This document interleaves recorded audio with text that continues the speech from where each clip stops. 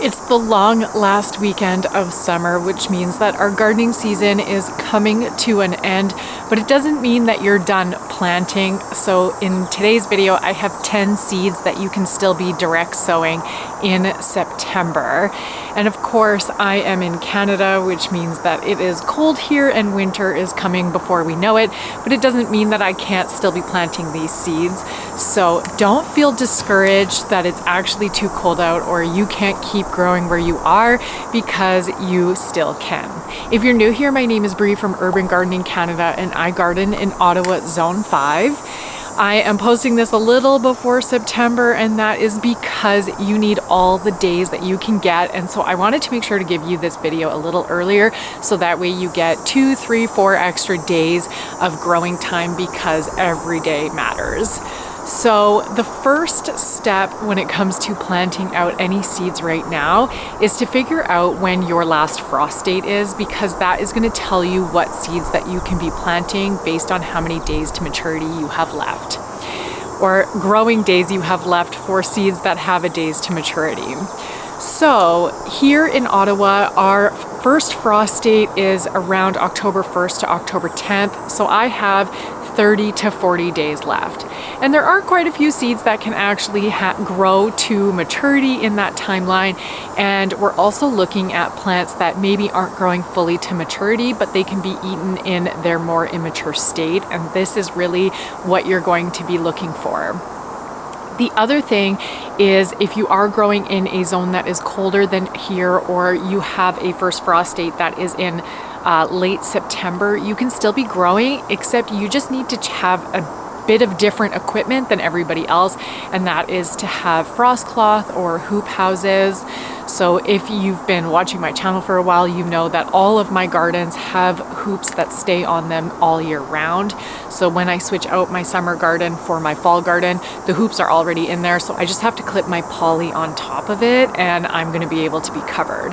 Because you have to remember that your first frost, 1, isn't guaranteed, 2 isn't guaranteed to be a hard frost, and 3 doesn't mean that your soil is freezing. It just means that there is going to be condensation on the ground that freezes and can affect your plants.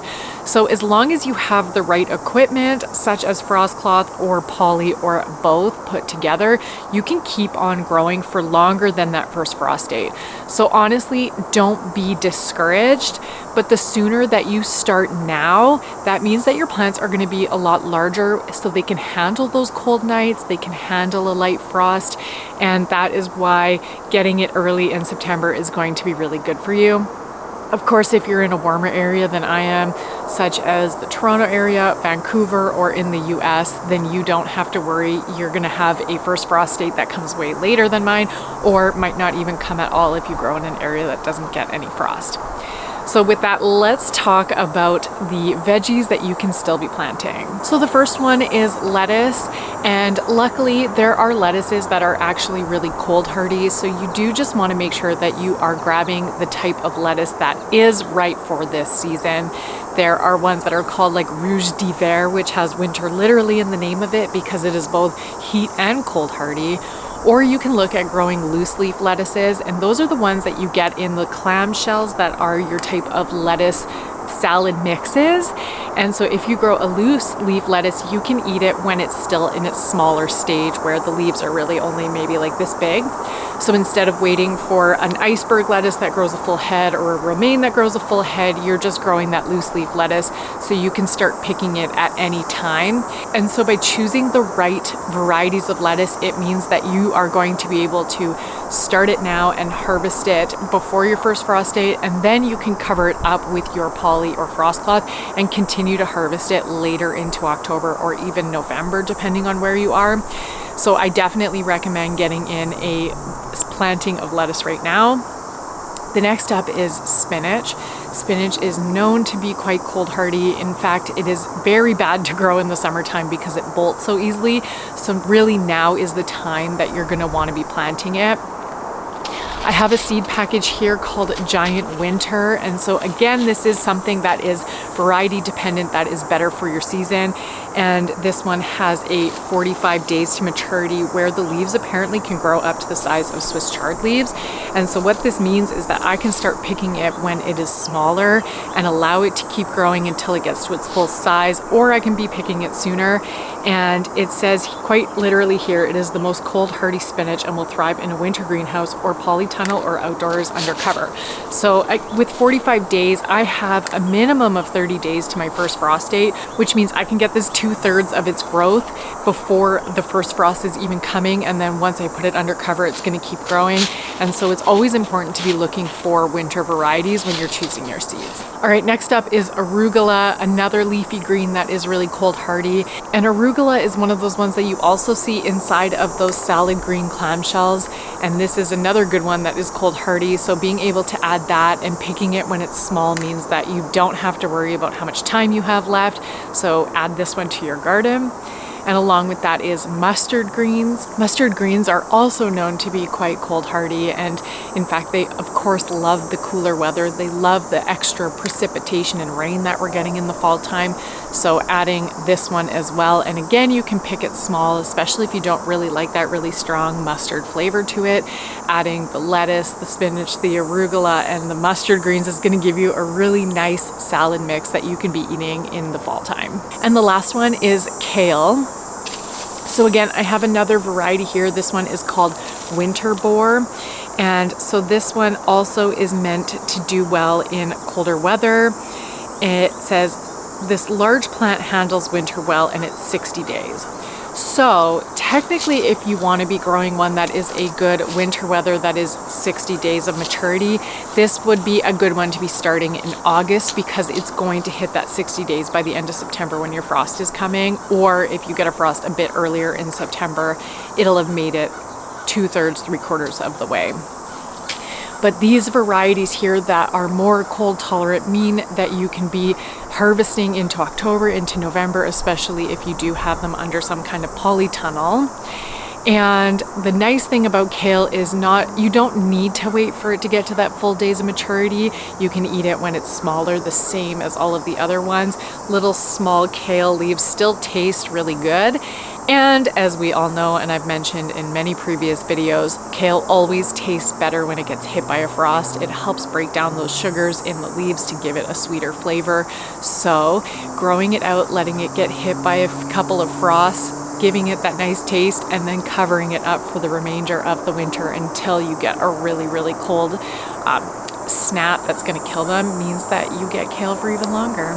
Before we get into the next seeds, I did quickly want to mention that I have a gardening course, and as we head into fall, what better time to be taking this course? It is all online, it's self-paced, and you have a lifetime access to it.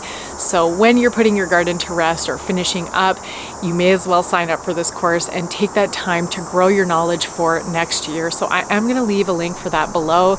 And if the course isn't for you, I also have an e-product on my website that is a grocery list. And as the garden comes to an end, we are going to have to go back to the grocery store.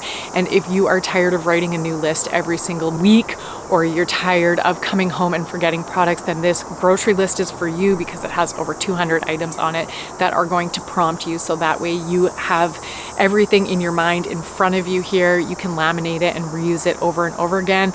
It costs only $7, which is really affordable. So I really recommend checking that out. So that way, come grocery season, you don't have to be fighting and forgetting anything, and you can use that product. So I'll also link that for you below. Let's get into the next set of seeds. All right, next up are the herbs, and this is the cool ones that I mentioned time and time again, and that is dill and cilantro. They love the cold weather. They go to flower as soon as it gets hot in the summertime, but now is prime time for them again.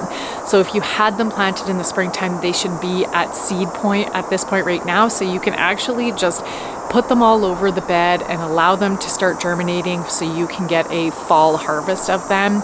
They are frost sensitive, so this means that you really want to make sure, if you have any type of frost warning, that you cover them up. Doing the double of the frost cloth with the poly is always the best choice, because you get that double layer for them. So if you are growing them right now and you don't want them to die from the frost, make sure that you have that double cover. But this is a really good time to be getting in. They'll probably only get to some small size plants, but why not get fresh herbs right now? And the other benefit to the dill and cilantro being seeded right now is that if they don't germinate, or you have tons and tons of seeds from them seeding in your garden from the springtime, is that they are going to overwinter and they will germinate in the springtime. And what's good about these seeds self-sowing is that they are going to germinate in your spring garden way earlier than you would have ever planted them out if you were doing it yourself. Of course, when a plant self-sows, it knows exactly the right temperatures and moisture level that it needs, and you will get a ton of dill or cilantro in April as long as your snow is melted and the temperatures are starting to warm up. Normally you wouldn't go out and be planting that early, especially if you follow the May long weekend rule of when to plant out. And so by sowing the seeds now, you can get yourself a fall crop, but you can also set yourself up in the springtime that those seeds in the garden will germinate come April, and you can get yourself a really early harvest before the temperatures start to rise again. All right, radishes is another really good one. They are often 30 days to maturity, and that is right up our alley. So getting your radishes in right now is a really good time to do it. Hopefully you are starting to get a little bit more rain. We have not gotten any rain at all here in Ottawa, so the best part about fall planting is that the rain tends to come and it takes care of our gardens for us. If it's still dry, make sure to water your radishes regularly because they really need that moisture. Otherwise they get even spicier, or they won't grow to their full size, or they bolt early. So make sure that when you do plant your radishes that you're keeping them well watered, and then hopefully the fall rains take over it and they should be ready to harvest by the end of September. And again, if you're getting any type of frost, just make sure to cover them. And the final one, before we get to our unique one, is turnips. You can get some turnip varieties that are also 30 days to maturity, 30 to 45 days. So if you like turnips, this is always one of those root vegetables that you get at restaurants that cook seasonally in the wintertime, or if you go to a farmer's market, turnips are always available because they are another cold season crop that do really well with winter storage. So find yourself a variety that has a short days to maturity, and you can plant these ones as well. So I have two sets of seeds that I was gifted from West Coast Seeds that weren't on my list to provide you guys, but I do really want to mention them since I'm curious if I'm going to try them. The first one is scallions, and this one says it's only 40 to 50 days, which means that I have time to try and experiment with these ones. These ones are called Red Beard. They look really cool. So I might give these a try to find out if this is something. It says, for the richest red color, plant in late summer to early fall so it's exposed to cold weather. So I'm going to give this one a go, and if it works for me, then when you see this video next September, you'll know that scallions are going to be on the list. And the other one is baby pak choi. So this one here, and this one says its days to harvest is approximately 45 days. And if it's a mini one, that means that it's going to grow really fast too. I've never tried to grow pak choi in the fall time, so I'm going to give this one a go as well as an experiment.